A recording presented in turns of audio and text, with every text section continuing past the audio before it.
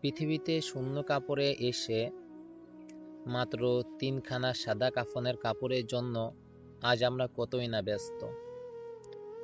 আজ আমরা কতই না অন্যায় করি শুধু সাদা তিনখানা কাফনের কাপড়ের জন্য। বলতে পারেন, হুজুর মাত্র তিনখানা সাদা কাফনের কাপড় কেন? তো আমি বলি, ভাই, যখন আমি আর তুমি মারা যাব তখন আমার আর তোমার সাথে তো শুধু সাদা তিনখানা কাফনের কাপড়ই যাবে, তার থেকে তো আর বেশি কিছু যাবে না।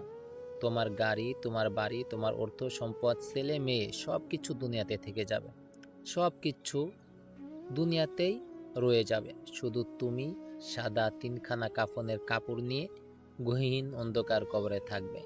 এই জন্য বলি ভাই, যেহেতু দুনিয়া থেকে কিছুই ওই কবরে নিয়ে যাইতে পারবেন না, একটু নেক আমল করে ওই কবরে যান, যেন আল্লাহ পাক রব্বুল আলামিন এই নেক আমলের কারণে আমাকে আর আপনাকে আল্লাহ জান্নাত দেন। শুধু এতটুকুরই আশাই।